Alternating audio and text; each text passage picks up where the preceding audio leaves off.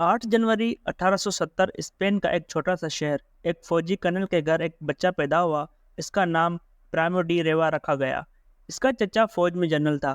ایسے خاندانی ماحول میں پلنے اور اسپین کے اشرافیہ میں گھومنے سے اس کے اندر بھی فوج میں بھرتی ہو کر اپنے آباء و اجداد کے نقش و قدم پر چلنے کی لگن پیدا ہو گئی۔ یوں وہ 1888 میں فوج میں بھرتی ہو گیا۔ اس کا فوجی کیریئر انتہائی شاندار رہا۔ اس نے جنگیں لڑیں، معاذوں پر گیا اور مختلف صوبوں میں فوجی گورنر کی حیثیت سے بھی تعینات ہوا۔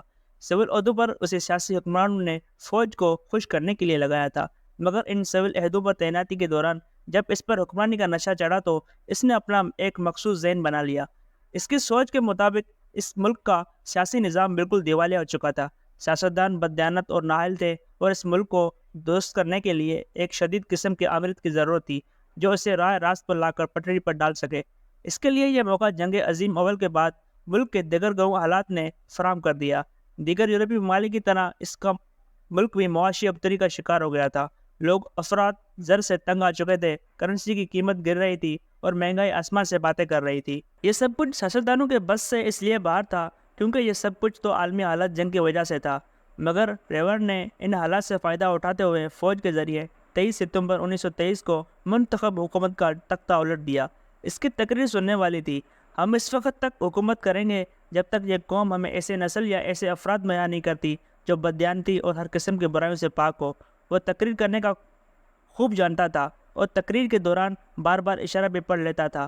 حالات کی ستائے ہوئے رایا اس کی چکنی چپڑی باتوں کے فریب میں آ گئی۔ اگرچہ کہ سب سیاسی جماعتوں نے اس کے اقتدار پر قبضے کی مخالفت کی تھی، مگر عوام تو مسلسل پروپیگنڈے کی وجہ سے یہ امید لگائے بیٹھے تھے کہ ہمیں ایک ایسے مستحکم حکمران کی ضرورت ہے جس کو فوج کی پشت پناہی حاصل ہو تاکہ وہ ملک کو واپس درست راستے پر لا سکے۔ عوامی پذیرائی سے اسے حوصلہ ملا اور اس نے آئین اور قانون کو پشت ڈال کر 8 جنرلوں کی ایک حکمران کونسل بنائی اور خود اس کا سربراہ بن بیٹھا۔ اپنے ایجنڈے کو لوگوں تک پہنچانے کے لیے اس نے پورے ملک میں جگہ جگہ جا کر جلسوں سے خطاب کیا۔ اپنی تقریروں میں وہ ایسے لفاظی کرتا کہ لوگ یقین کرنے لگے کہ وہ ایک شدید محب وطن شخص ہے۔ اپنے اس جذبے حب الوطنی کو ثابت کرنے کے لیے اس نے چھوٹے صوبوں میں چلنے والے علاقے تحریکوں کو کچلنے کا کام شروع کر دیا۔ اسپین کا انتہائی قدیم کلچر کیٹلان کے صوبے تک محدود تھا اور عوام اسے کلچر سے محبت کرتی تھی۔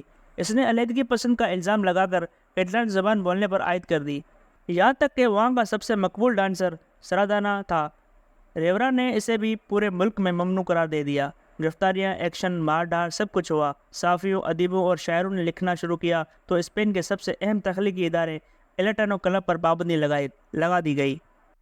ابھی تک سب کچھ سکون سے ہو رہا تھا۔ وہ اپنی تقریروں میں معاشی ترقی کا خوب ذکر کرتا تھا، مثالیں دیتا کہ میرے آنے سے پہلے پورے ملک میں کتنی کم کاریں تھیں اور اب دیکھو کاروں کی وجہ سے ٹریفک رکنے لگتا ہے، دیکھو ہمارے ایکسپورٹ 30% زیادہ ہو گئی ہے۔ مگر ان ڈکٹیٹروں کے اندر پلنے والا ایک خوف ہوتا ہے جو انہیں مجبور کرتا رہتا ہے کہ انہیں سیاسی حمایت کیسے حاصل ہو تاکہ ان کے فرد واحد کی حکمرانی کو چند بکاؤ سیاستدانوں کی حمایت حاصل ہو جائے۔ پھر کیا تھا، اس نے اپنے پسندیدہ سیاستدانوں کی ایک جماعت پیٹریوٹک یونین بنائی اور انتخابات سے پہلے ہی اپنے آپ کو منتخب کرانے کے لیے ایک ریفرنڈم کرا دیا۔ اپنی قائم کردہ الیکشن کمیشن کی وجہ سے ریفرنڈم کے نتائج اس کے حق میں نکل نہیں تھے۔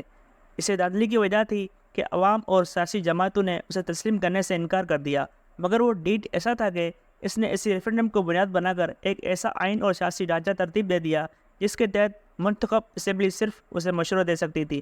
ارکان اسمبلی کے مشوروں کو ماننا یا نہ ماننا اس کے اپنے اختیار اور ثوابدید تھا۔ پرانے آئین کے تحت منتخب اسمبلی کی مدت اب ختم ہو رہی تھی، اسے دوسری دفعہ نئی اسمبلی سے اپنے آپ کو مستحکم کرنا تھا، لیکن اب وقت بدل چکا تھا۔ اس کے بظاہر نظر آنے والی معاشی ترقی اور دراصل ایک سراب تھی جس کا فائدہ صرف اشرافیہ اور جرنیلوں تک محدود تھا۔ اس ترقی کے ثمرات عام آدمی کے دسترس سے بہت دور تھے۔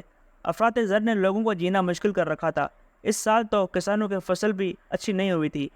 اس سے لوگوں کے خیالات کا اندازہ ہونے لگا تو اس نے خود کو مستحکم کرنے کے لیے ایک بار پھر ریفرنڈم کا اعلان کر دیا۔ اس اعلان کے فوراً بعد ملک میں ہنگامے شروع ہو گئے۔ طلبہ ان ہنگاموں میں سر فہرست تھے۔ اب وہ لوگوں کے درمیان جانے سے ہچکچانے لگا۔ بیانات کے ذریعے لوگوں کو دھمکایا دیتا کہ تم سب کو دیکھ لوں گا، تم ملک کو تباہ کرنے کے ایجنڈے پر گامزن ہو۔ دوسری جانب عوام بفرے ہوئے تھے، کوئی اس کی سنتا ہی نہیں تھا۔ آخر اس نے ایک دن تمام جرنیلوں کو اجلاس بلایا اور عوام کے بجائے اس نے ان جرنیلوں کی طاقت سے اپنی تائید چاہی۔ اسپین کی تاریخ میں جنرلوں کی اس تائید کو ایک نیم دلانہ تائید قرار دیتی ہے جو جنرلوں نے اپنے سربراہ کے حق میں مجبوراً دی تھی، یعنی ان کا دل کچھ کہہ رہا تھا مگر زبان سے وہ ہاں کا لفظ ادا کر رہے تھے۔ تیز آدمی تھا، فوراً سمجھ گیا، مگر اقتدار چھوڑنے کو کس کا جی چاہتا ہے۔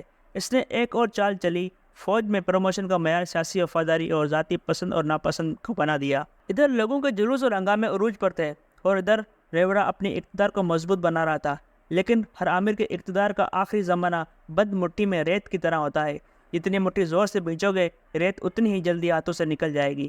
وہی ہوا، ملک میں ہنگامے، بدامنی، بے روزگاری اور افلاس کو دیکھتے ہوئے اس کے اپنے ہی چنے ہوئے اور اپنے ہم پیشہ جنرلوں نے ایک دن اس سے استعفیٰ مانگ لیا، مگر اس پر ایک مہربانی کی اور اسے لوگوں کے گیز و غضب سے بچانے کے لیے بیرون ملک روانہ کر دیا۔ وہ جلاوطنی میں صرف چند سال اپنی تخت و تاج اور محکوم ملک کی ہواؤں کا ترستا رہا، ذیابطیس کے مرض میں مبتلا ہو کر مر گیا۔ دنیا کی 5000 سالہ تاریخ میں جب بھی کبھی کسی ایسے شخص کے قصے سے گزرتا ہوں جو لوگوں کی مرضی و منشا کے خلاف اپنے ایجنڈے اور اپنی بقا کے لیے کوشش کر رہا ہوتا ہے تو پتہ نہیں کیوں ان سب میں بے پناہ مماثلت نظر آتی ہے، عادات و اطوار میں، رنگ ڈھنگ میں اور چال چلن میں۔ لوگوں کو جاہل اور خود کو عقل کل سمجھنے میں یہ ایک جیسے ہوتے ہیں۔ حقیقت یہ ہے کہ ان سب کا آغاز بھی ایک ہی طرح کا ہوتا ہے اور ان کا انجام بھی ایک جیسا۔